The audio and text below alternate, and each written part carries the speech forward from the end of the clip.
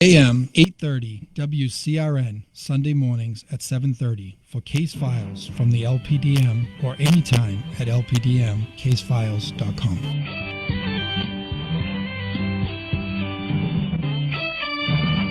We know why you're awake. Your child is about to get their driver's license. Levante's Auto School offers one-week driving programs to help make sure your child stays safe and focused behind the wheel. 877 Drive Ed. Who's Ed? That's the number for Levante's Auto School. Learn to drive safely and efficiently. Visit one of our 5 locations throughout Massachusetts. Click Levante'sAutoschool.com.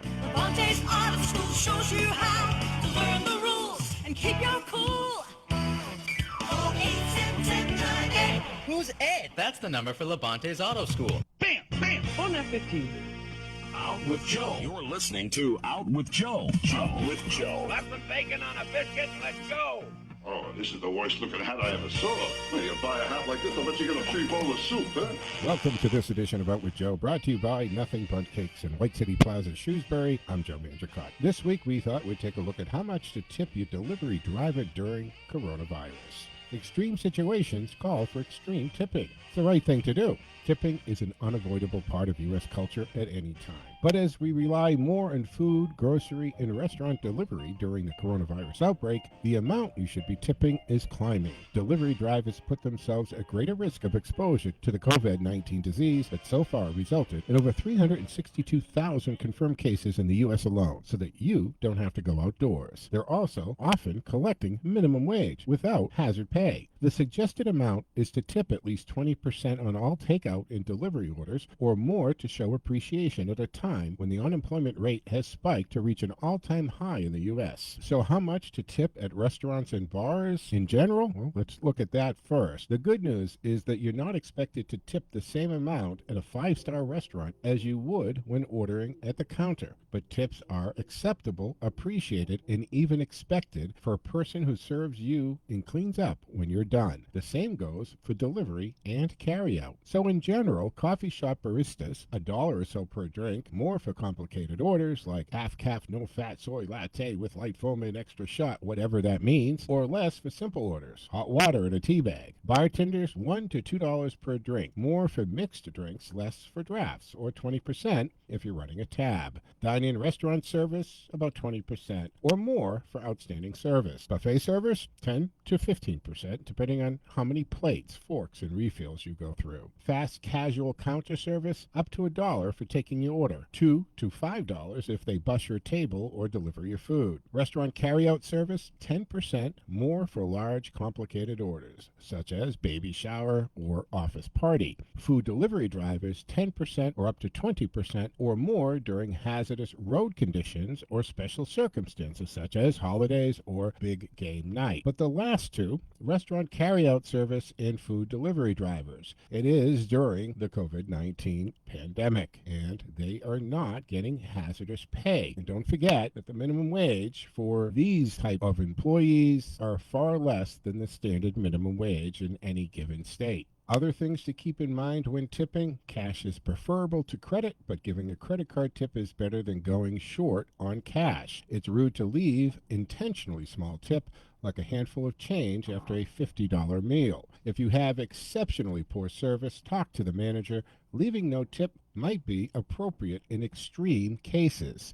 The likelihood that a server will spit into your food is relatively low, so we don't recommend tipping solely to avoid that type of behavior. Rather, tip to acknowledge the work or service that has been done. For more on dining, entertainment, and news, click outwithjoe.com and follow us on social media at OutWithJoe. Out with Joe has been brought to you by Nothing Bundt Cakes in White City Plaza in Shrewsbury, on Facebook at Nothing Bundt Cakes Shrewsbury. Have you heard of the hottest new bakery around? I know you heard about it right here. My friend Al has opened Nothing Bundt Cake in the White City Plaza in Shrewsbury. Nothing Bundt Cake is a bakery chain and is locally owned and operated by my friend Al. They have bundt cakes ranging from bite-sized to tiered, plus platters, candles, decals and cards. For any occasion, function, or just to have around the house or office, stop by and check them out. Everything is baked from scratch and on site. Nothing beats a sweet surprise. And until you try one of Al's bundt cakes, you haven't tried a real bundt cake. Stop by and ask for Al. Tell him Joe told you to stop by. 98 Boston Turnpike, White City Plaza near Planet Fitness, Shrewsbury, and on Facebook as well, Nothing Bundt Cake Shrewsbury.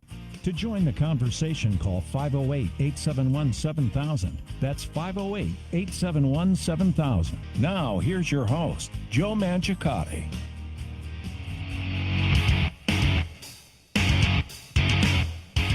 All right, folks, welcome back to the second half of the first hour of the Saturday edition of the Joe Mangiacotti Show. First Saturday of the month, so you know what that means. 7 a.m., we go to Politically Speaking, and we're joined by sitting State Senator Michael Moore.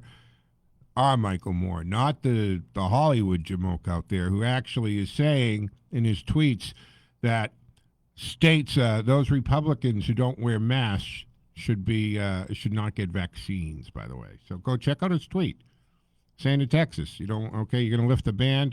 13 states lifted the ban, by the way, not just Texas, but nobody seems to talk about that. He says, you don't need the vaccines. We'll keep it for those that follow the hive mentality here. 508-871-7000 to join the conversation. Lines are open and available. Apologize for maybe some slurring or laziness in the lip. It's due to the Bell's palsy. We're just going to push through that. Good morning, Russ. In case people missed it, it's Russ's birthday this morning, so that's fantastic. Any good plans? Big plans? Are you going out to dinner with the wife? Or?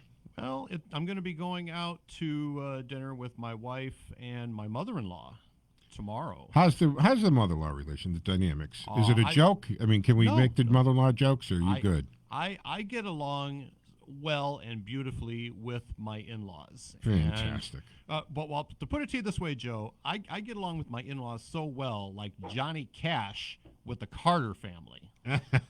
That should give you an idea. Yeah. The scene that Johnny was one with the Carter family, I am with the Newton family. That's fantastic. Good for you. I've never actually met my mother-in-law in person because she's in Taiwan. So she's never been to the States. To Taiwan, but my wedding anniversary is not till May, but by that time it'll be 17 years for my wife Robin and I. Wow. Congratulations. Fantastic. Thank you. 508-871-7000. Thanks to the text. That just a point of interest. So I knew that they were saying that, the insurrection, the thing isn't going to happen, on the 5th. It's going to happen on the 20th now. So thank you to a text who said in that the UN Day of Happiness, UN General Assembly, in a resolution proclaimed it. And so I guess they're pulling this date now. I mean, obviously they're just making excuses to continue to occupy the Capitol with these 14-foot steel walls, which is funny because we've been told now for years, the entire Trump administration, that walls don't work. Walls don't work. Now we have our federal government placing ads saying, you can come, just don't come yet. So do they think they're going to actually pay attention to that? Look at the weakest wall is better than nothing. And that's the other point of this, the semantics of the wall. Did you notice this during the Trump administration? People got hung up on the term wall. And they would actually say, well, no, it's more of a fence. Seriously, folks? We're talking about border security. If it's achieved through a wall, a fence, natural barriers, electronic monitoring, it doesn't matter. The wall is a term meaning secure border, a division and a barrier that doesn't let you to literally step over an international line. You go check it out. You can go check my social media because I've posted the videos of farmers in Texas bringing out the camera crew to a couple log posts and 2 wires the time when I was a kid that my aunt used to have on her farm just to keep the cows from wandering. They just step through it. In Mexico, step over, they're in the United States of America. And on this particular one I was watching, the farmer was like, back in the day, I wasn't that concerned about it. They would come on the property, and I used to even let them sleep in the barn and get cleaned up and even offer some food. But they've changed. He said the element of the person has changed. They've become criminals. Now they just come onto his property, onto the ranch, and they're not polite. They break in. They take what they want. They ransack. So even that has changed. Before I move on to the call, I wanted to point out something that is a little bit disturbing, because all these troops that we have down there, this report about the unsuitable food, that's just wrong. Harmful to the National Guard members. Chris Smith, he's a rep from New Jersey, Republican. He requested that Nancy Pelosi hold an investigation in response to like over 30 National Guard members were getting sick. The food was undercooked, and it became very ill to the tainted, unhealthy food. And this was coming from a private sector vendor. Food was almost completely raw, and they even have video footage that you can go check out contained with pieces of shaved metal. What is going on, and why would that ever be allowed? Who is responsible for doing that to these troops? Whether intentional or not, it warrants a very thorough investigation. This is what Smith is saying. The men and women deployed there from New Jersey and elsewhere to protect the Capitol deserves meals that are absolutely safe and healthy. This is wrong. And maybe it's time for some of these governors to start to pull their troops back. Even Gretchen Whitmer called on Secretary John Whitley in Michigan's Adjutant General to communicate with the National Guard Chief, Hokanson, to address this. This is just wrong. But pictures were provided by the whistleblower where the meals were served to the troops. So I just, if you missed that, I think it's something that people should know about. That's just disgusting. I mean, they were already treated horribly by being kicked out, sleeping in the garages. I mean, I get that they're service people and that when we send them into harm's way in other parts of the world, that they are trained and ready for adverse conditions. But they're in our country, on our soil, in our capital, and they're treated like this. It's disgusting. It's embarrassing. For Christ's sakes, there's how many thousands of hotel rooms are there?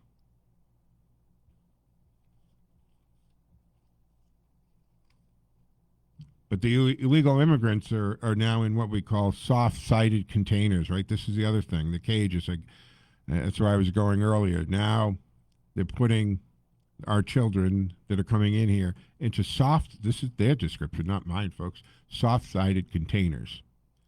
And all we've seen is the long shot of the picture with the little barred window, and they're saying, well, we have butterflies and rainbows on the walls, and we play happy music, and they're fine. But they won't let the media come in and see the inside and see where the children are being housed at 100% capacity.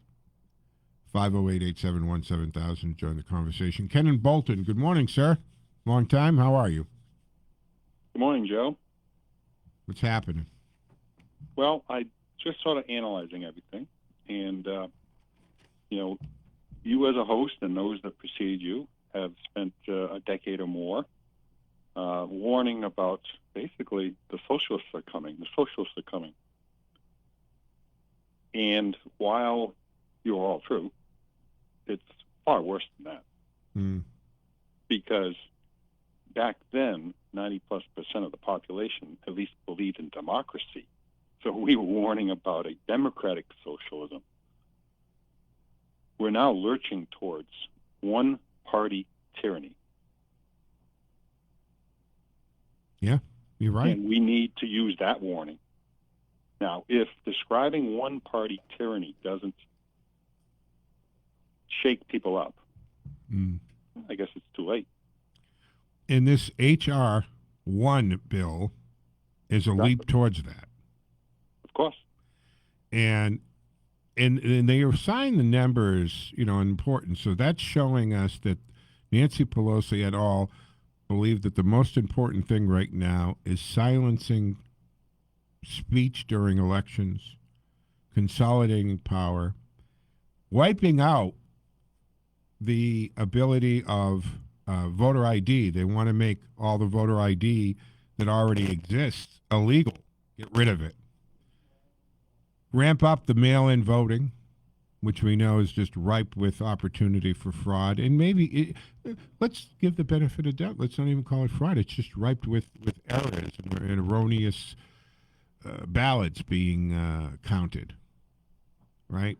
We've already know that the Secretary of States and governors have illegally changed the voting laws without going through the state legislature, which is very clearly defined how it can be done.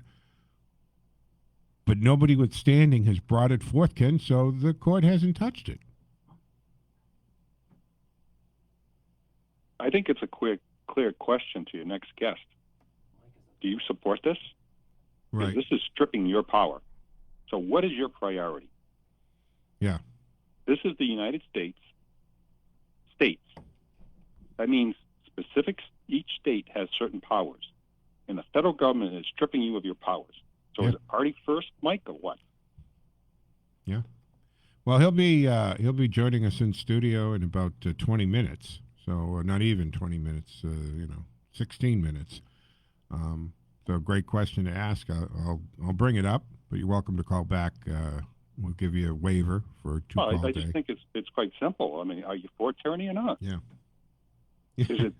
Are you for tyranny or not? Yay or nay? I know, right? It comes down to that. It's rather simple, but if we're expulging Dr. Seuss, I think we've gone to extremes. Okay.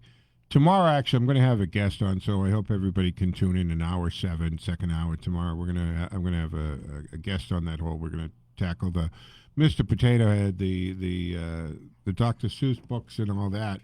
And the question is, I mean, when did anybody ever, in a company boardroom somewhere, they said, "Hey, burning books, thumbs up. That's a great, not burning books, not the physical, but barring books, banning books." Pulling them out of circulation, that's modern day burning. I mean, what's the difference? Sure, it's electronic. Yeah. So, I mean, that's what's happening. And look, the thing about this, folks, is history is history. If you wipe out the history, if you wipe out the evidence of everything that happened, how can you ever have discussion about it? How can you ever educate and not repeat history if you have no idea what has happened in the past? I don't understand it. These are great teachable moments look, we know that when these books were written,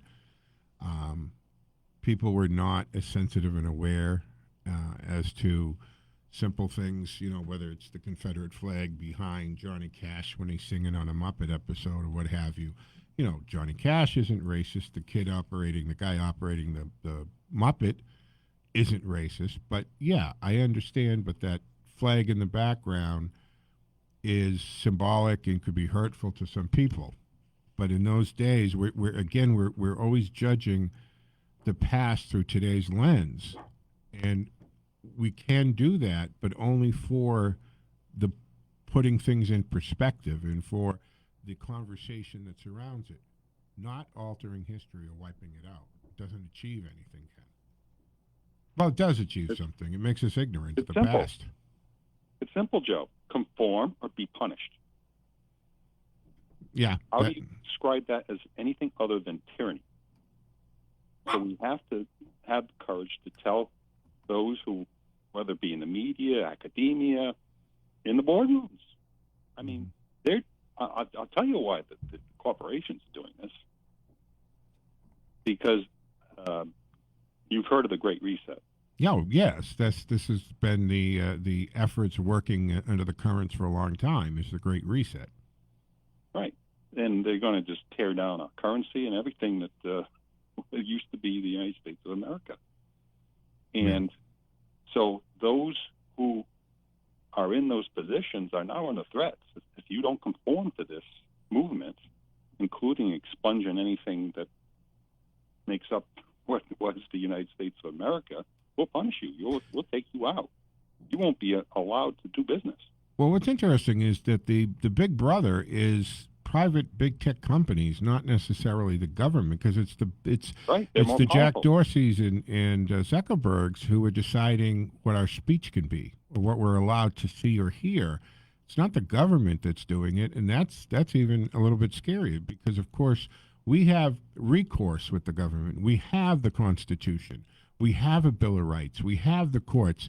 When we get to the private citizens doing it, the Constitution, in its most simplest form, it doesn't protect us from each other. I hope people understand that.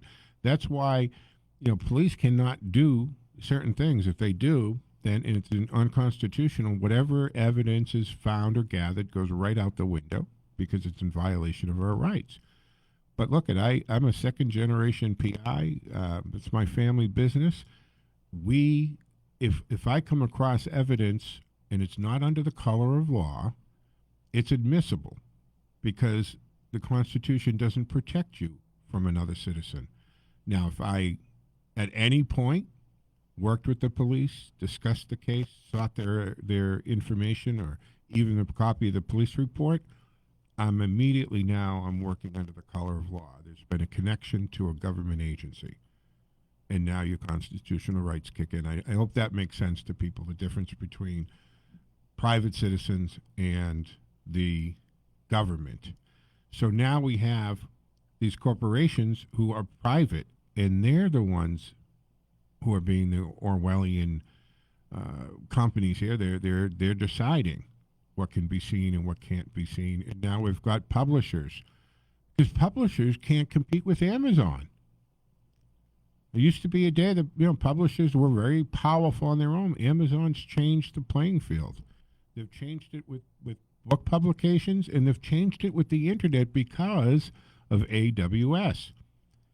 Amazon Web Services, right? They've basically, a lot of people don't realize that Amazon powers so much of what we use. It's all going through their servers. They just have farms and farms of servers that are running the internet, and that's why they were able to just wipe Parler off the face of the earth. And Parler had to go out beyond the borders of our country and stack servers with foreign nations to get back on to have freedom of speech in the United States. Ironic much? Well, you consider, you're describing just one part of their power. Obviously, through commerce, they're the most powerful, and then they own the Washington Post on top of it. Yeah, I think Bezos, that was I'm one of the richest men on the planet. Maybe I should have a newspaper. Let me go buy one. I don't know. So it's funny how the left complain about the big wealthy barons back then, but they're in cahoots with them now. Good question. Do you think that you're seeing a reversal of the traditional profile of Republican and Democrat? And now, do you think Democrats are now kind of becoming the party of Wall Street, and the Republicans are? I mean, Trump went after the blue collar worker, right? He went after the factory workers, the automakers, the coal miners, steel workers. That's who he hit. I mean, that's his base is swelling from that, the real blue collar worker. right? When I was a kid growing up, right, Republicans were depicted as the monopoly guy money, right? Bankers who were getting their jollies kicking widows and orphans out of their tenant buildings. And it was the Democrats who were the blue-collar union for the men workers. But I don't know if that's the profile today. It's dramatically changed. No doubt about it. Why? Because the one-party tyrants see a vision much like communist China and the Soviet Union had 50 years ago. Their minds have been filled with the power, and the thirst for power is unending. There's no sense of fairness. It's destroy your opponents. Got it. All right, Ken, anything else? Because we're coming up on the clock. No, good call. Just a very good observations. For Mike, how about stripping your power? Are you for your power being stripped? Because that's what Nancy and her friends are trying to do. And I think his answer. Actually, he's in the studio, so he can hear you. Mike, can you hear the caller? Yeah. Say it again. Just actually, Mike. Jump on the mic. Jump on the mic, Mike. Those headphones should be plugged in. We got a minute. We can do this. Good morning, Senator Moore. Good morning. All right, pull your thing in. There you go. So the setup is the HR1 bill in the situation that we're dealing with, where a lot of the power is being taken away from the state legislatures to control the voting in the states. And the caller's question is Ken from Bolton saying, are you okay with the responsibility and the power of the legislature being usurped and taken away from your role in deciding the election laws? I guess that's a yes and no. And no in the aspect that if you have states that are going to legitimately look at programs or changes in the law that are going to increase voter turnout or access, and I'm not saying what type of program it is. That should be left up to the state. I guess the problem I have is when you have some states that we just saw with this past election, they had millions of more Democrats and Republicans coming out to vote. So whatever was done took place in this last election. There was greater access to the polls to going to vote, and more people had the opportunity. So I think so. It's kind of complicated. I think the problem is we've got states right now that are coming out with there's 165 different pieces of legislation to restrict voter rights. So I guess this is the press would say yes or no. No, I believe in state rights.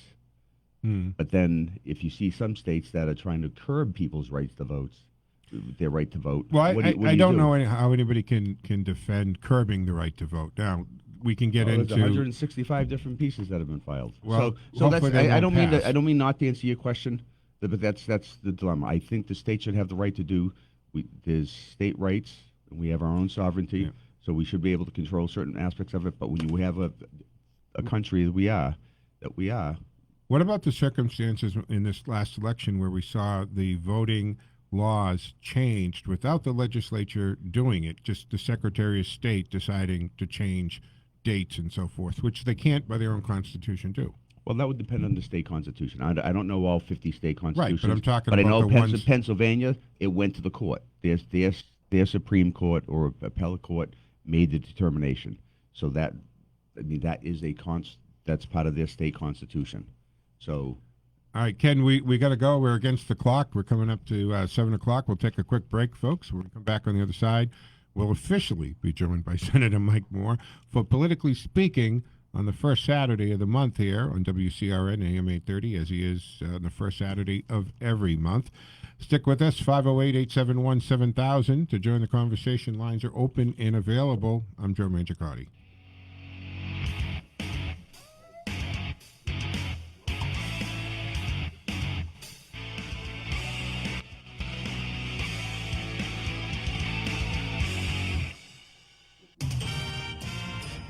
WACE Chicopee and WCRN Worcester.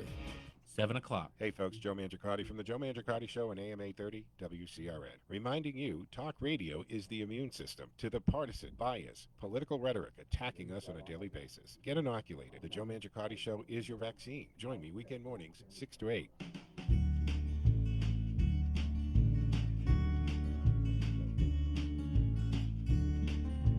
Golden Group Roofing is a community brand. From our master lead roofers and industry partners to our clients, every single person represents the Golden Group standard. We strive every day to make your home's needs a priority because Golden Group invests in you and your communities. With unbeatable craftsmanship, customer satisfaction, reasonable pricing, Golden Group Roofing stands above the rest. Having been awarded GAF Master Lead Contractor, Certainty Select Shingle Master, and GAF Energy Certified Solar, Golden Group Roofing is 100% worthy of your investment. Experience the Golden Group difference, where hands protect what matters most. Visit us at goldengrouproofing.com or call us at 508-873-1884. 508-873-1884.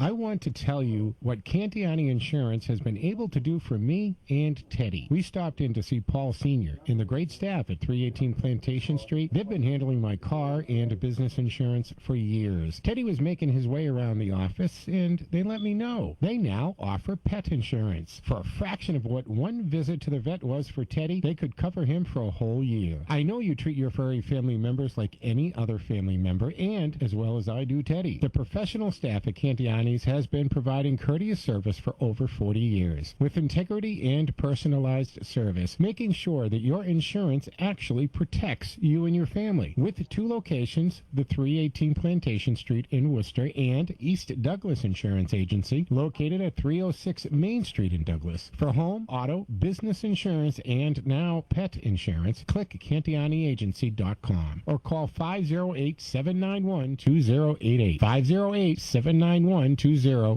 So are you tired of being tired? Well, then it's time to get the tea. Hey, it's Lisa here to tell you about this all-natural, all-organic tea I've been drinking that has had great results for over 20 years. It's called Life Change Tea, and it's specially formulated to help detoxify and cleanse your kidneys, liver, colon, and blood all at once. The colon is one of the most ignored organs in the human body. The faster that waste is eliminated from the body, the less time that waste sits in our intestines, spreading toxins to our bloodstream. This tea helps cleanse chemicals caused by outside intruders from our entire digestive system, and get this, weight loss can be a side effect. And with continued use of the tea, you can experience clearer, healthier, younger-looking skin, increased energy, and a happier outlook on life. So if you're tired of being tired, get the Life Change Tea at getthetea.com. That's getthetea.com, and like me, you'll be glad you did. The spirit of Massachusetts is the spirit of America, the spirit of what's old and what's new. The spirit of Massachusetts is the spirit of America, the spirit of the red, white, and blue. The spirit of Massachusetts is the spirit of America, the spirit of what's old and what's new. The spirit of Massachusetts is the spirit of America, the spirit of the red, white, and blue. All right, folks, welcome to Politically Speaking, the first Saturday of every month. We change gears a little bit, become Politically Speaking, and we're joined by sitting Senator Mike Moore. Good morning, Senator. Good morning. How you doing, Joe, and Great. everyone out there? Welcome back to the WCRN studios after doing it for a while remotely. And did you get vaccinated yet? No. Okay. I am not within all the parameters that right. they have and so forth. Yeah. So we're going to talk about a couple of things like that. So, folks, Senator Moore is in studio, meaning the lines are open and available at 508-871-7000. Can I just quickly jump in? Oh, sorry. No, just to roll in the number 508-871-7000 to join the conversation. So just so you know, there's Massachusetts. I can't answer for the other 49 states. Mm-hmm. There's been no special protocol or any allowances giving legislators the right to jump the line. So if they for the vaccines. And there shouldn't be. I mean, No, it should apply if they're, if they're elderly, if they have conditions. All the same things that apply should apply to everybody. I agree. There's some people that seem to think that you have a poll because you're a sitting senator, so you can just make a phone call. That would be taken first, and that's not the case. Yeah, not the case. There have been a few so-called of the celebs, I guess. Yeah, there have. Yeah, and we actually, people. who was it that? Oh man, that was it. The basketball player who came out and said celebrities, sports people should get the vaccine first because they make more money. Oh, I think you told me it was Charles Barkley. Was it Barkley? Charles Barkley coming out saying that, we're more important, so we should get this. Or it should be determined on how much you pay in taxes. No, that's not how that should be determined, folks. I mean, I'm again, you have the ability to gather the information, digest it, and then decide what amount of exposure you're going to give to yourself, how often you'll go out, and when you go out, you wear your mask, you keep your distance, you don't do the hug. You figure all that out until the time comes that you have the opportunity to get the vaccine, or your doctors say. I don't understand why that wasn't just the way everybody did it, like send it to the doctors and let it, instead of all these centers and stuff. Well, they're fine. Then it's getting access to the doctors. To the doctors. But can we do a combination of both? I think I said this last show. I'll give the administration the legitimate excuse that they didn't have enough vaccines, and they're still arguing this point that they don't have enough. But we had there was an oversight hearing last Thursday where the governor came and testified before it, and there's obviously a disconnect somewhere because I think all of the legislators, House and Senate, all criticized the rollout, pretty severely criticized it, and how it keeps changing, and how there could have been more local points of access instead of these mass sites, and it didn't seem like it was registering. Some of the criticism, Senator, that I seem to have heard and was coming, through channels to me was that the Cape area, which has a very high elderly population, didn't seem to get a lot of centers down there, a lot of vaccines down there, and people thought, wouldn't you want to get to the parts of the state where there's a lot of retirees and the population is typically a higher age? And that didn't seem. If that's you would have thought that would have been one of the higher concentrations during the first phase of it. You have more retirees, but now again, this is where, and I don't understand how this really could happen. When you looked at the original rollout, the map of the locations where all these mass vaccination sites were, they were predominantly to the eastern part of the state. There was not one for Central Mass. Right. And Worcester being the second largest city of New England, not just Mass, didn't even have one. To jump over such a large population base, and then I think they had one out, I think it was in the Berkshires. I don't know how anyone looking at that map could say, oh, gee, this plan looks good, and there's not much down in the Cape, and there's none over here. Right. So there's been a lot of displeasure. Right. With the governor's rollout of this. And I guess that translates to a lot of scratching of the head as to really what that, like you said, you look at that. Yeah, I mean, we're getting calls from people who, the Carewell was another one, but that actually can't blame the administration. I spoke to them because I had people in their 80s that had gotten their first shot from Carewell, and then Carewell didn't have any second vaccines that they give out in conjunction with the first, and they were trying to blame the state for not giving them the vaccines. But apparently, when I called the secretary's office, this command center that they have, apparently Carewell had been giving out the vaccines.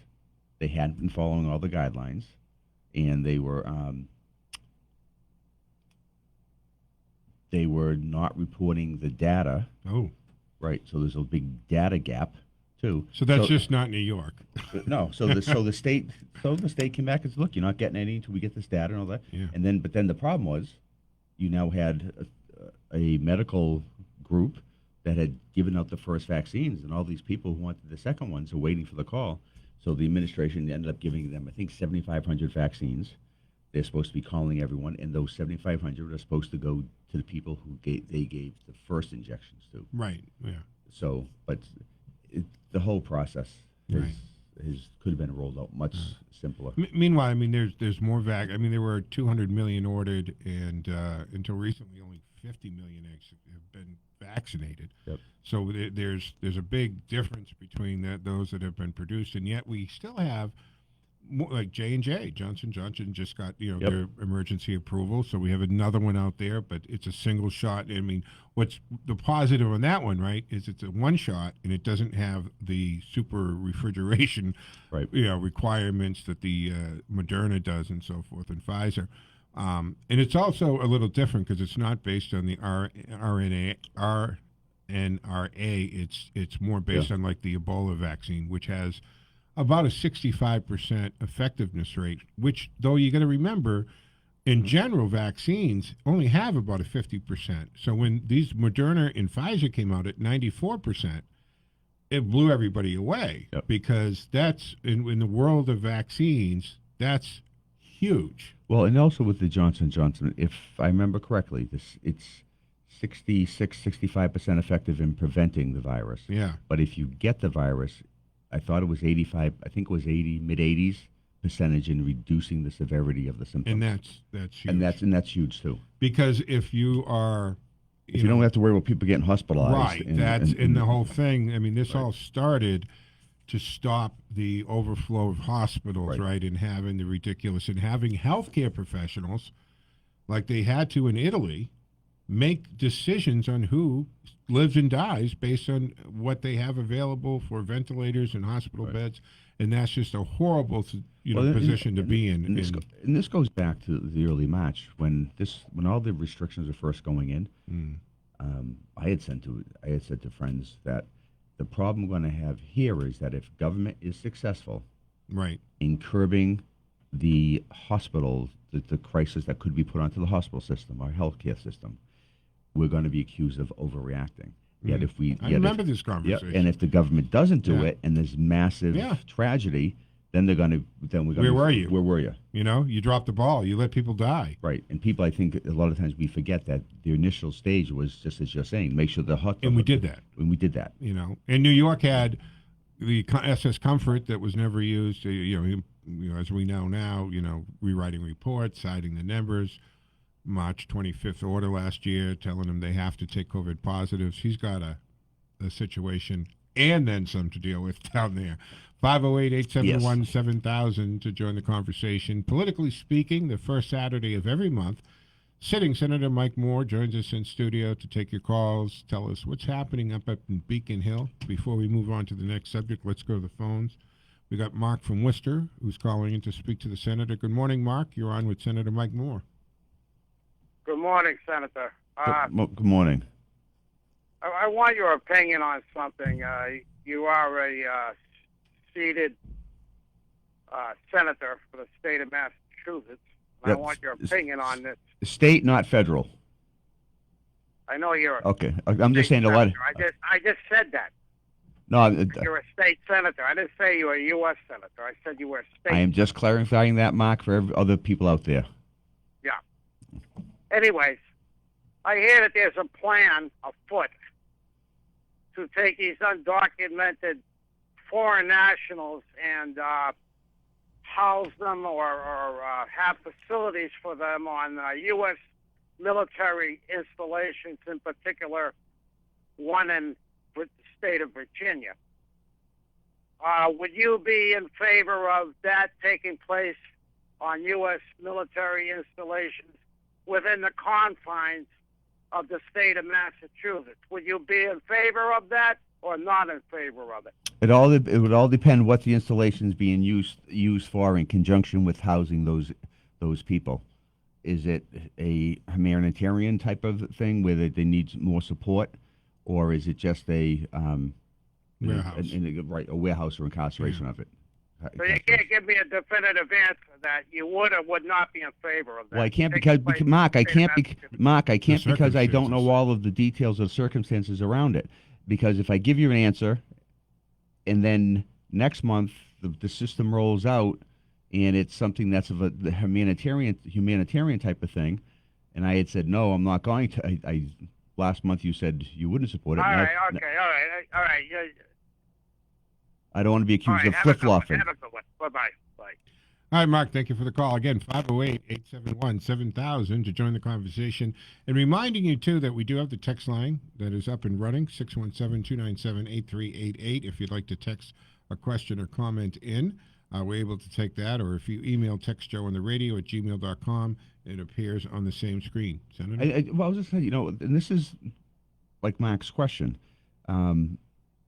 It's very easy to call up or to ask your legislator, hey, what do you think about this? Mm-hmm. Well, conceptually, a lot of times we could say, yeah, we're in favor of this, we're favoring that, but really a lot of times it all depends about how the details of that legislation or the whatever the act is. Until we know the specific details, right, it's hard to say I'm 100% for this or yes or no for this. All right, so in general, if it was a humanitarian type of need that we need to know where these people are, and we need to make sure that they're fed and housed. If it's a homeland security, public safety type of thing, or if it's a humanitarian type of effort, I'd be in support of.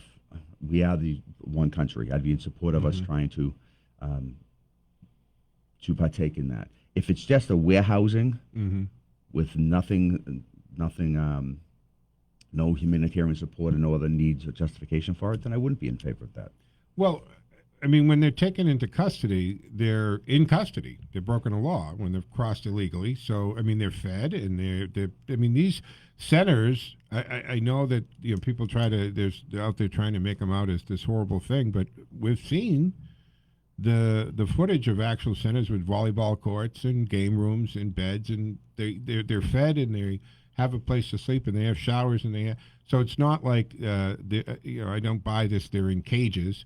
And now they're calling it, soft-sided containers. Well, and that's what I'm saying, Joe. And I was listening earlier between the soft-sided cages, the other cage, containers.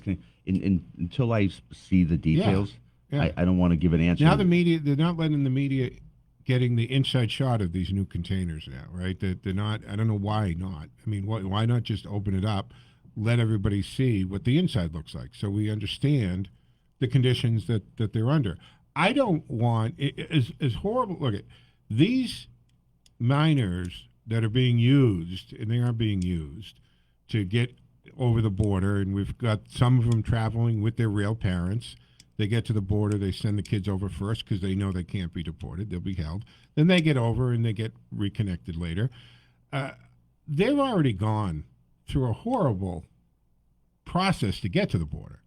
They might have traveled 1,400 miles. Walking and not enough food and not enough clothing and hygiene and all of this. It's not a simple trip. It's not a nice trip. Right. And then if they're exposed to the actions of the coyotes, which look at these people as less than human, the way they're treated, after paying them thousands of dollars. I mean, this is not a good experience. And I don't think we should encourage this experience. I think we should encourage the process of application and processing them the correct way through the point of entry. This encouraging coyotes and illegal crossing does not help the United States of America, and it does not treat the migrants well. The overall theme, I think, that we should also be looking at is that we need immigration reform. And when I say immigration reform, that also means border security. There you go. So it's got to yes. If you just do border security and no other type of reform of the system, I mean, if we got 11 million illegal immigrants out there, some paying taxes, some of them aren't. Let's agree that number's got it. It's been 11 million for 20 years. Oh, yes, it might be higher. I mean, come on, folks. So, and look at the surge right now. Homeland Security Border Control here is telling us that we're looking at 117,000 unaccompanied children this year for 2021. That's just wrong on so many levels. And are they unaccompanied? Because we're being told they're unaccompanied, and we're ripping them from their parents' arms. It can't be the same thing. It can't happen at the same time. It's one or the other. Are they unaccompanied, or are we ripping them from their children? You're not with the parents, right? So we're not ripping them from their parents' arms. And then parents are also being put in on that side of the border, Senator. They're being put into a situation where they're told, "You're putting your children with us. We're taking your children. We're using your children to get over the border." And now we go back, and the border patrol is saying, wait a minute. Some of these children are getting recycled. We find that they're going through a third, fourth time. But I think that this again highlights the fact that we need security, but reform of the whole system. So, was it okay for President Biden to immediately stop the security at the border, stop the construction of the wall, to leave these gaps? We have Arizona sheriff the other day saying, immediately when it stopped, now we have groups of people just walking through the open gap there, 4 or 5 groups a day. Well, the one news report I did see had the wall, like in certain sections, one section of it almost completed it, except for one, I think they said one panel of it. It's a door. Obviously, at that point, complete it. Finish the work, complete it. And then, if the money's already been spent, it's already been authorized and spent, and rather than being another, what people would call a boondoggle, waste of money.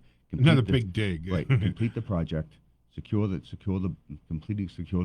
border, and then work on the other aspects whether it's, I think that using technology might be a better way to do it, but whether it's that wall or whether it's the technology, but you've also got to change the system here for people getting here legally. Yeah, look, the answer to the immigration and issue, that will solve the issue with the children. Yeah, has always been a hand-in-hand, simultaneous path to citizenship being reformed at the same time securing the border, because you can't do one without the other. Over and over again, the argument for amnesty without securing the border, and it just makes a bunch of people all of a sudden overnight they're legal, and illegal immigrants continue to pass over, and we have the same problem a year or two down the road. Ronald Reagan said one of the worst things he did was signing that amnesty bill without it being secured, and it just was a waste of time, energy, and money. But I wanted to shift back to a second, if we could, in the Massachusetts and COVID situation, because we have the DCU Center that's going to be put into a hibernation period. Yep. And it's a field hospital. It's located here in Worcester at DCU Center. Provides lower level inpatient coronavirus treatment, and it reopened back in December of 2020 to avoid overwhelming the hospitals, and that's always been the concern that we've had. So fill us in on what's going on with it, and what was the decision process on that? Well, I think they're just looking at the numbers going down, which we thank God we see that it's under control right now. The hospital is the temporary hospital is not being used at the rate it had been previously used at. Now, when they opened it back in December, they were fearing that we were about to get a wave. Oh, because we kind of in the fall coming into the winter, we did get that little We spike. had Thanksgiving and the holidays come, and then we saw the spike. Now it's dropping. Now it's dropping. Yeah, exactly. So and I guess cost wise, right, for efficiency, rather than just totally breaking apart again, and then having to reinstitute it, maybe doing the hibernation period is the better way to do it. And the only thing that concerns me or scares me about the whole thing is that we got these different variants out there. Right. If all of a sudden now one of these variants, the vaccines don't really. But so far, all the vaccines have seemed to handle it. We haven't had a case yet. So far. Yeah. So, but then again, I'm also seeing all the doctors, the experts on these interviews saying, don't like panic, because variants are normal right. in this. That they happen all the time. and only once in a great while is there a one-off where it's mutated to such a point that it's basically a whole new strain. Right. Just on the DC, so the goal here, right, is to suspend all of the operations at DCU by the 15th. Yep. So they want that closed by St. Patrick's Day, so they can have a good time. But but at that point, everyone's canceled their St. Patrick's Day activities. Yeah, have they? Oh, Worcester has. Boston has. Oh, okay. Have they? Yeah, I didn't catch that. All right. That's a shame. 2 years in a row like that. Yep. All right. Just to finish the thought on this, after that, the state will then decide whether to resume or close that hospital altogether. Right. So we'll see where we are on the 15th or post 15th on that. But going back to that, we have the restaurants. The governor has gone, into the next phase and allowing bigger capacity and opening these restaurants. 100%. But the limit is still 90 minutes and no more than 6 at a table. Right. So why cancel? Is it the parade? The people on the street? These were canceled over a month ago. Okay. Yeah. Do you think there's a chance that bars or restaurants are going to be open?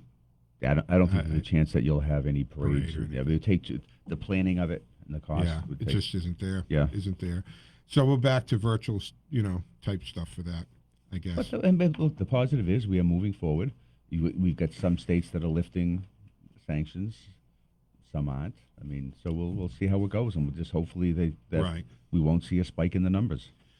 So we've got a few minutes. So when we come back, we'll talk about something else. Just that we still have on the whole voting, extended mail-in voting and early in-person voting for springtime elections has been paused by the Senate. Yep. After it passed the House. Right. So what we're doing now is the Senate Ways and the bill went to Senate Ways and Means, which means that there is a cost factor into the Commonwealth. They're going to have a hearing.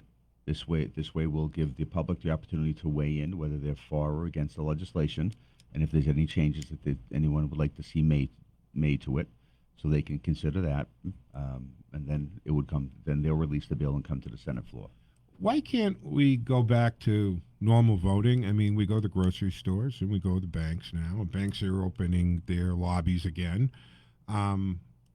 We can still have our absentee ballots. I never understood why there was a problem. Absentee ballots have been around for decades. They work fine. And why? So I guess my question is, the absentee ballot system works fine. Why wouldn't it be? Because the mail-in ballots and absentee aren't the same thing. Well, the only difference is really that. But it's a big difference. There's a big difference between me saying I'm not going to go to the polls on the 3rd. Could you send me my ballot? Yep, who you are, all the process that's in place is good. It works. That's very different than just saying, here, we're mailing out a bunch of ballots, and now you have ballots floating first, around. And this goes back, I guess, to Mac's question originally. Massachusetts, you just didn't get a ballot mailed to you. You had to call your town clerk or your city clerk first. Yeah, that's Massachusetts. Right, but well, that's what we're talking about. Well, I know, but I can't justify why. I don't know if it was California. Yeah, they would just mail out to every person in the state. Massachusetts had a system. We actually there's been legislation that's been filed. There's been other recommendations to look at the system to make sure to find out if there were any loopholes or if there were any problems. But the system worked well here. Mm-hmm. It drastically increased the amount of voters that came out. So if we see a system here in the state that works, then you're going to want to embrace it. But we're running up against, so let's pick this up. We're going to take the break at the bottom of the hour. We're going to check anything handle and change and see what's happening there. We'll come back. We'll continue with Senator Mike Moore in studio. The first Saturday of every month, we do Politically Speaking with Senator Mike Moore, where he takes your calls, tells us what's going on up at Beacon Hill. So this is an opportunity for you to speak to the Hill directly. 508-871-7000 is how you do that. Lines open and available, 508-871-7000. Senator Mike Moore, Joe Mangiacotti, stick with us. We'll be back in just a few. The spirit of Massachusetts is the spirit of America, the spirit of what's old and what's new. The spirit of Massachusetts is the spirit of America, the spirit of the red, white, and blue.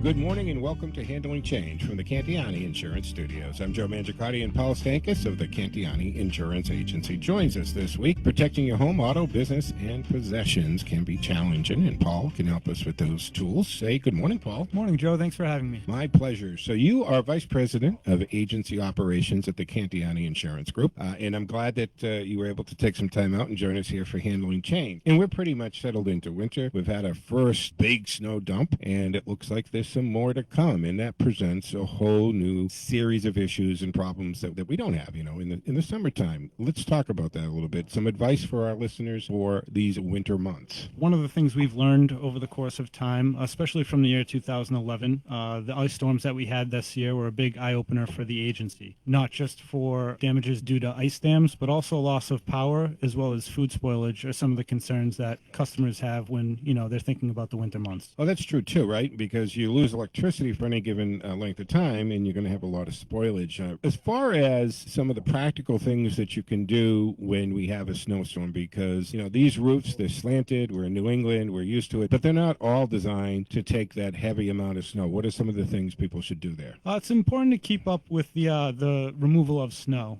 whether you have a roof rake and can get the snow off your roof, or whether you need to get up there when it's safe if you're able to, or hire a professional to get the snow off your roof. That's going to help with any damage that might occur up there. But not just the roof. You also want to look out for your decks and other areas where snow can build up and potentially cause a collapse. An ice dam is an accumulation of ice at the lower edge of a sloped roof, usually at the gutter. When interior heat melts the snow on the roof, water will run down and refreeze at the roof's edge, where temperatures are much cooler. Eventually, the ice builds up and blocks water from draining off the roof. This, in turn, forces the water under the roof covering and into your attic or down the inside of walls in your house. You can normally see it in the form of large icicles that may dangle somewhere around the gutter or even towards the downspouts of the gutter as well. What are some other tips or advice that we should give people when it comes to winter months? There's a few different ideas and options that you have.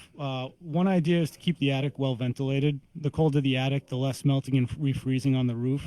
Another idea is to minimize the amount of heat rising through the attic from within the house. By doing this, you could keep the attic floor well insulated to make sure that doesn't happen. Well, that's good advice for the roof and keeping your attic well ventilated. But, New England, we're very used to pipes freezing and damages there. Let's talk about that for a moment. Freezing pipes can cause a vast amount of damage in any home, especially if you're not at home and the pipe breaks during that time. Water can continuously run through the house, and if you're not home, it can cause a lot of damage. I have come across some nightmare stories about that, Paul. People have gone away for days. Pipe has burst. It's been flooding their homes for days before they get home, and then it refreezes. If your pipes aren't currently insulated, fitting exposed pipes with insulation sleeves or wrapping them to slow the heat transfer can be very helpful.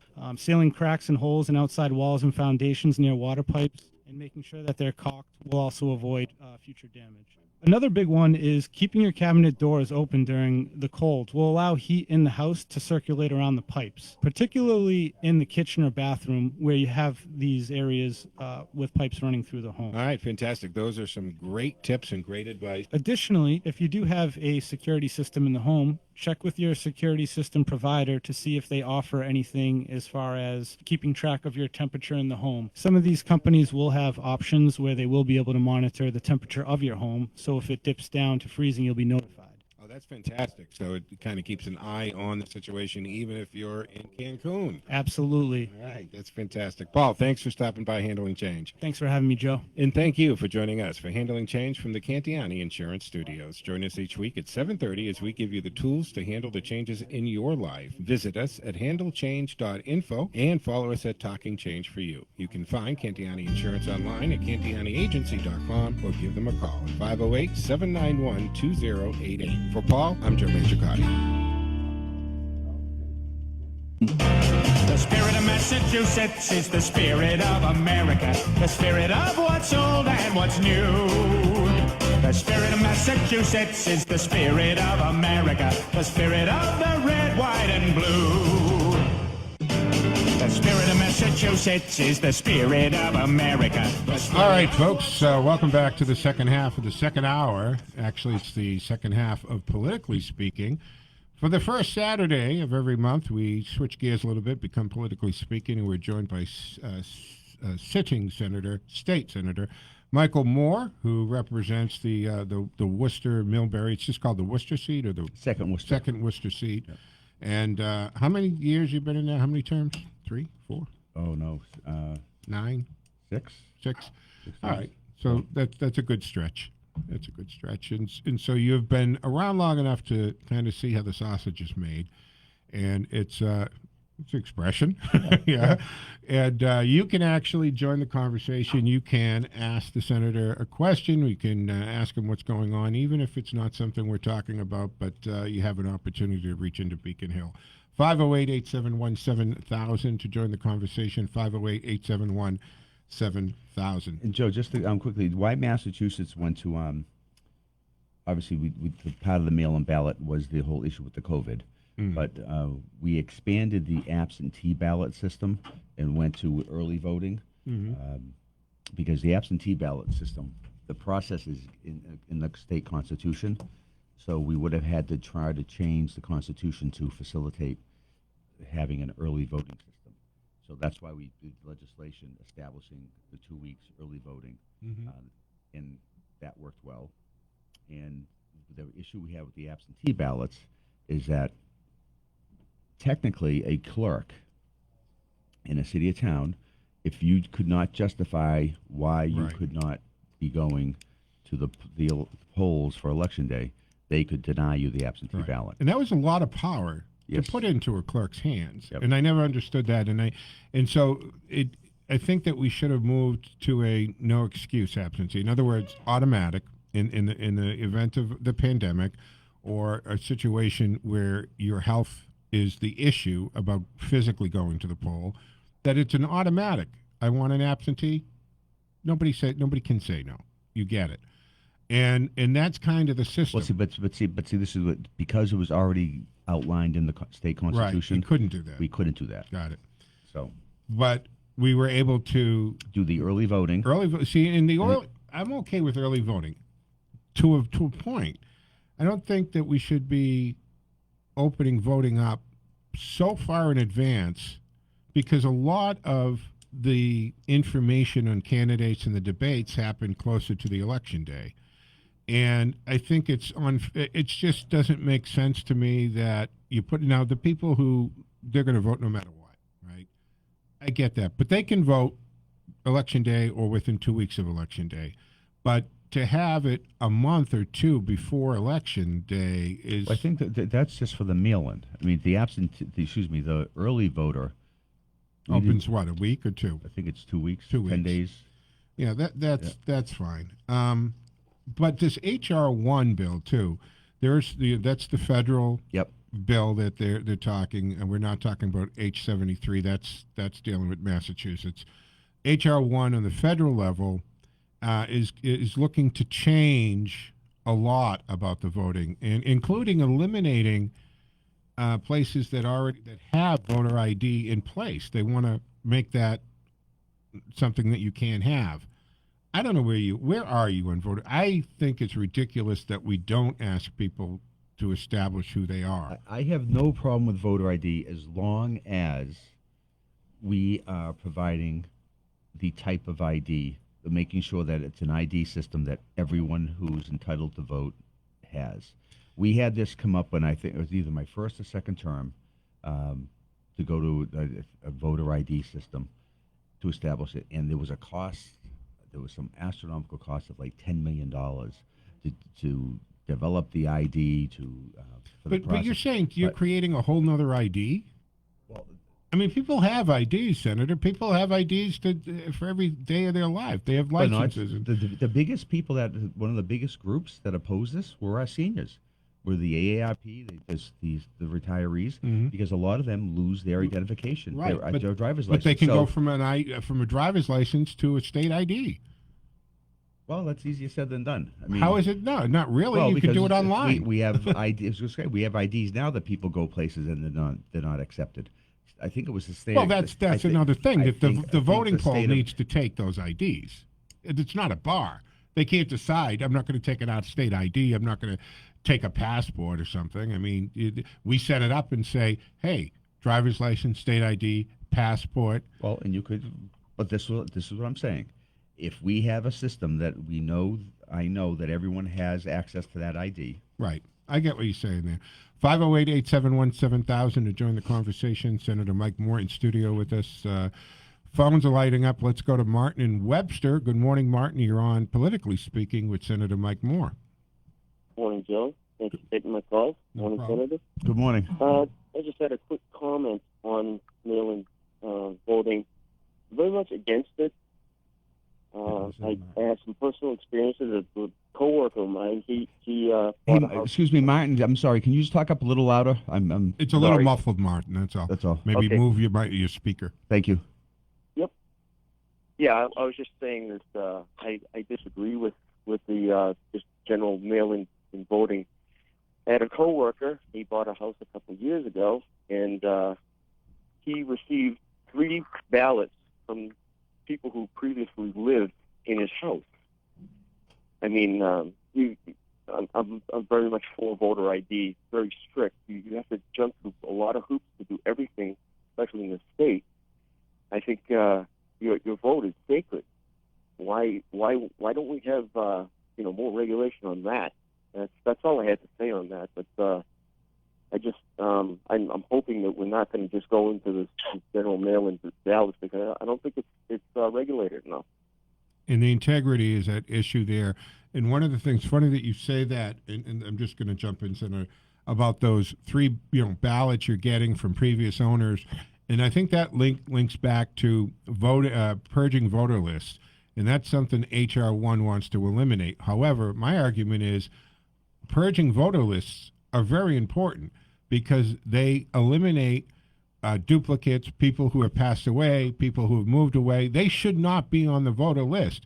Only people who are entitled to vote in that district should be on a voter list. And we should, every once in a while, exercise out people who aren't able to vote. And that's why we end up with people who have passed away on voter rolls, people who have moved away on voter rolls.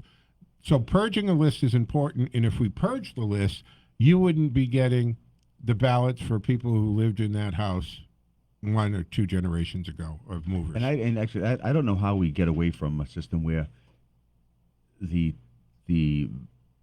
town clerk, city clerk, or whoever the type of person is for the whatever state, how they would not be able to purge the list at some point. I don't. Maybe they don't call it purge. Maybe they're defining purge as a different thing. But you've got to be able to go through the list, absolutely, and delete people who have moved, that have passed away. Right. I mean, so there's got to be.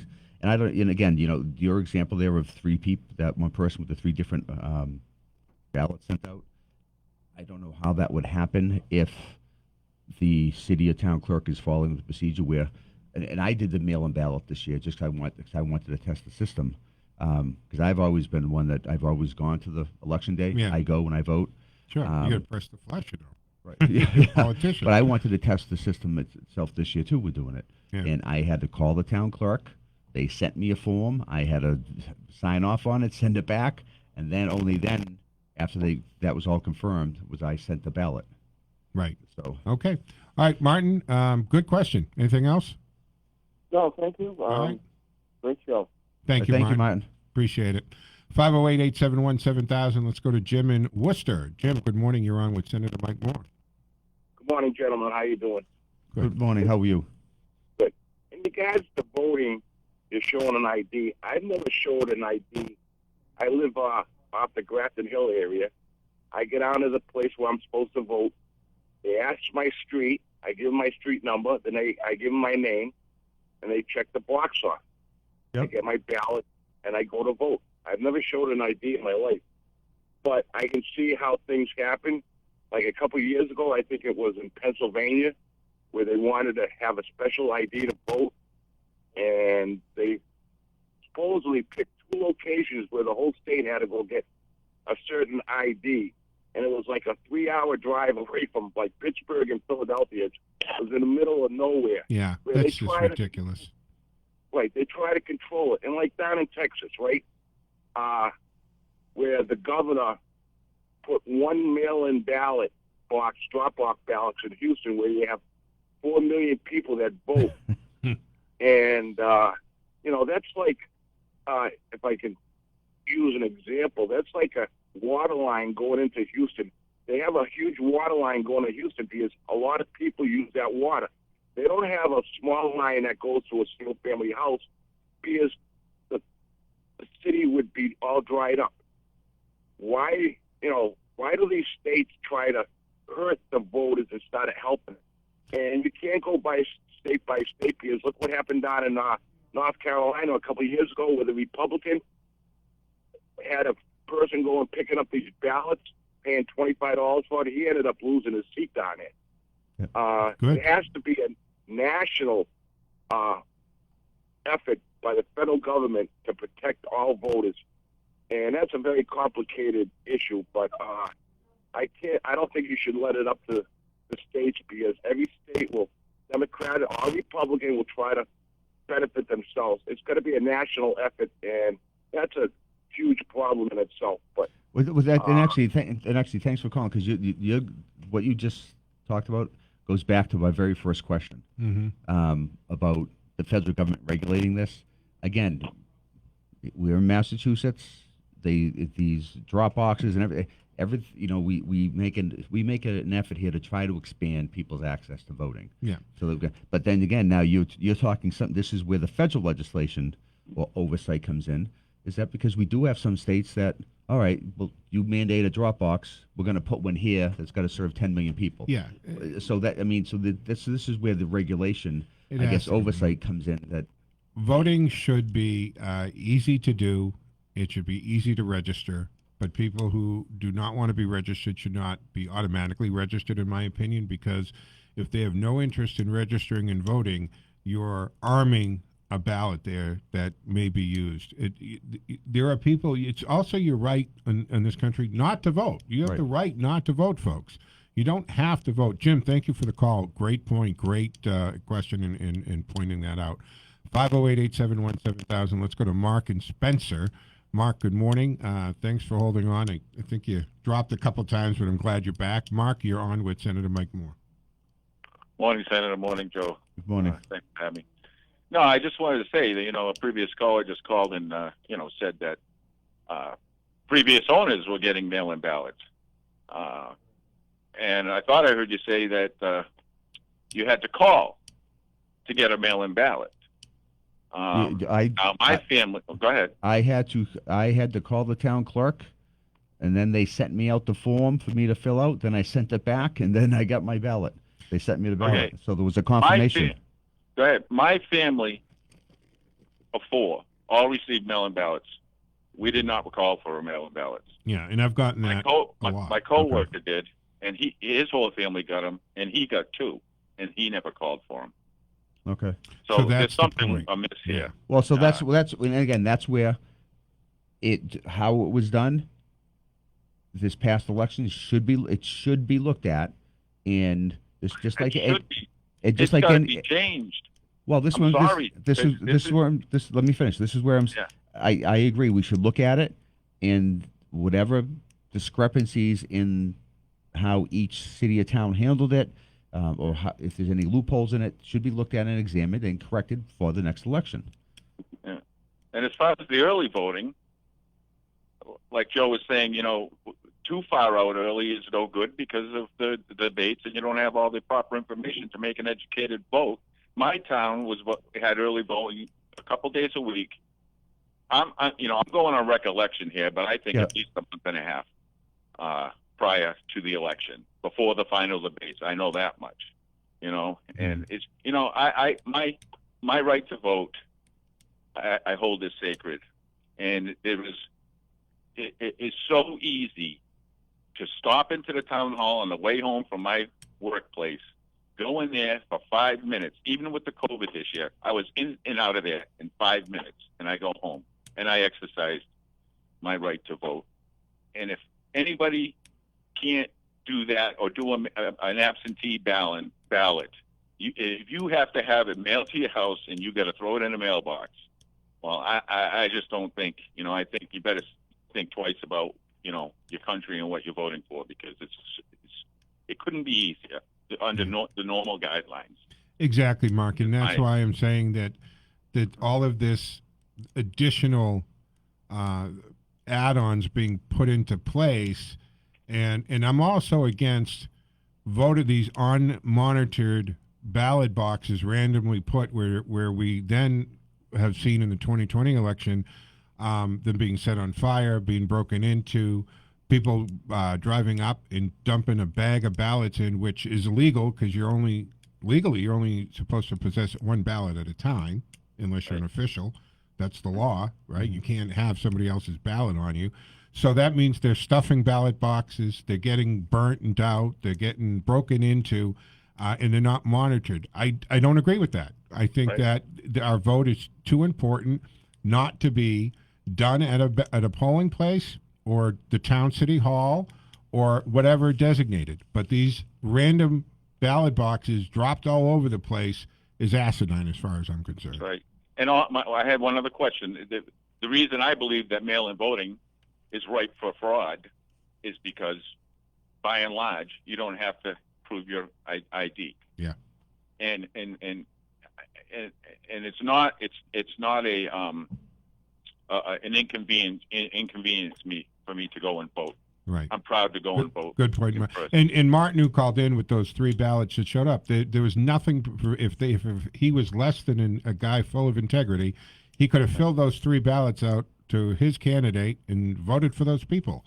And that's why even if it's not orchestrated, planned fraud, it opens up for irregularities. That's right. Such a big and we did the right thing, and we put ours in the shredder. I wanted nothing to do with them. Good man, Mark. Period. Good man, Mark. Thank you for the call. Great points. Great points.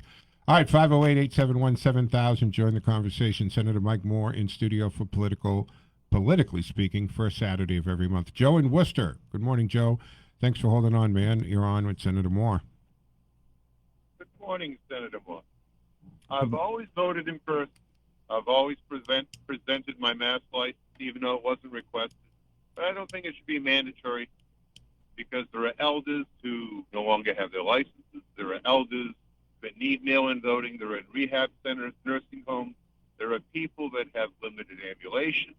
I realize the necessity of mail-in voting. I voted early previous to the last November election, and I always vote in person because I don't believe in mail-in voting. But that doesn't mean that just my belief should impede others' ability to have mail-in voting.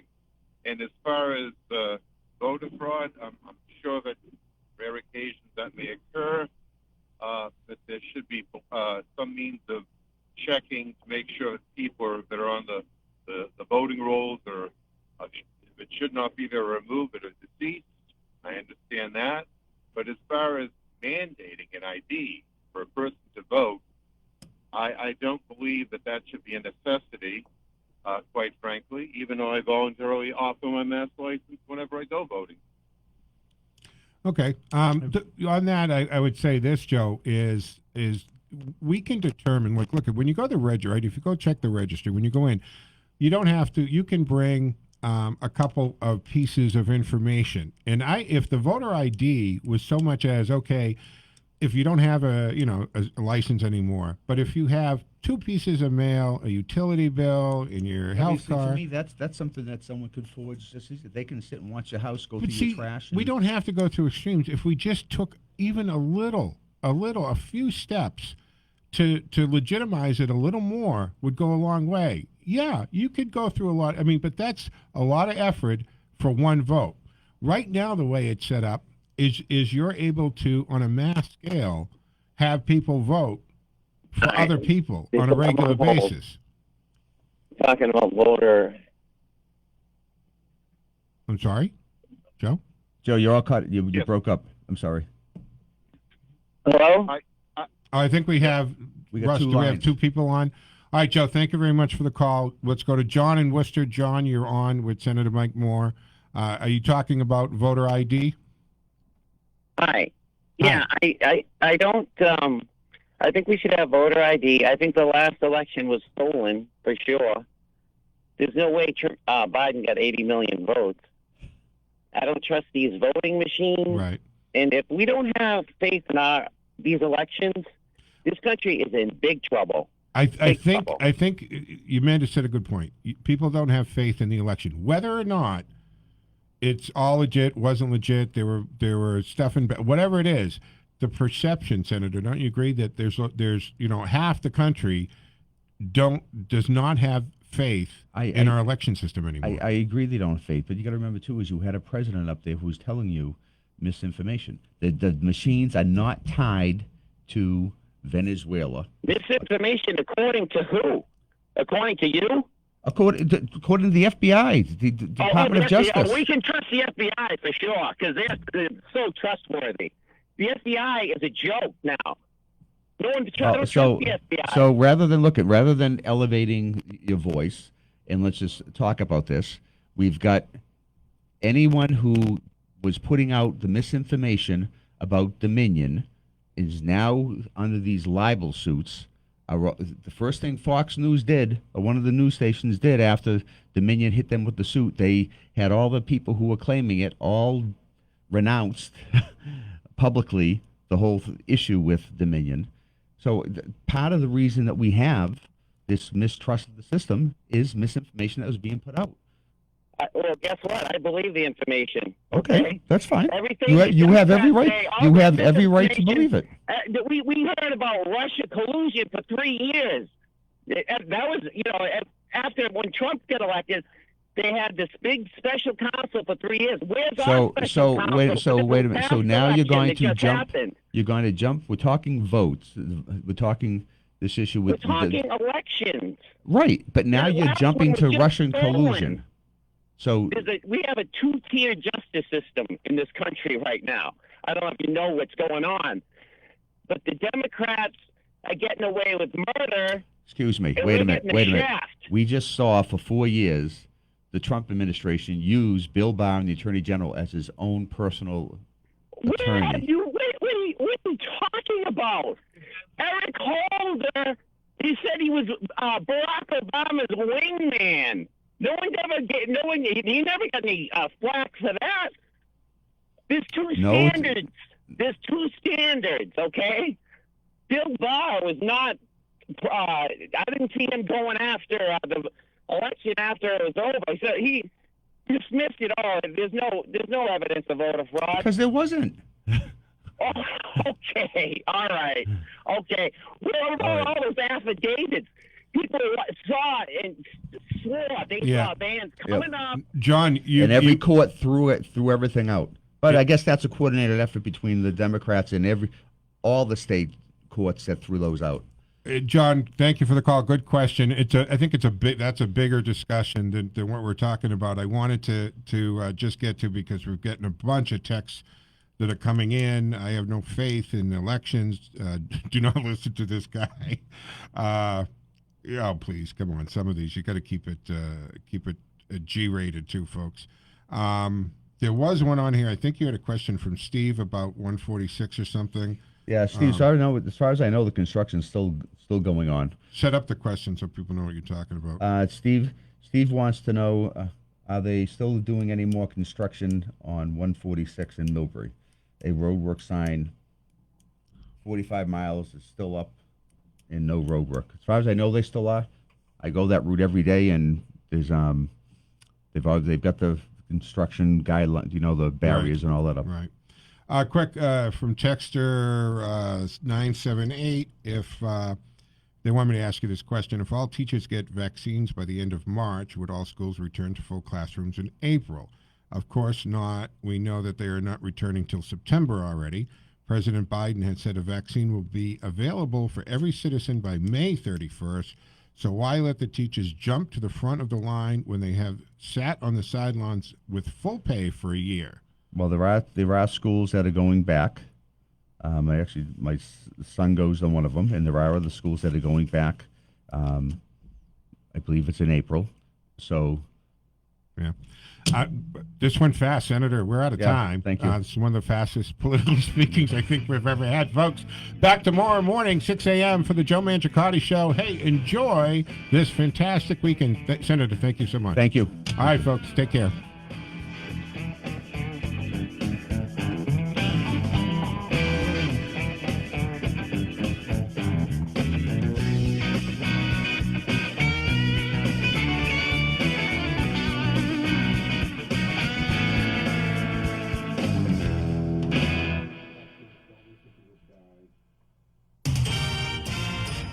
WACE Chicopee and WCRN Worcester.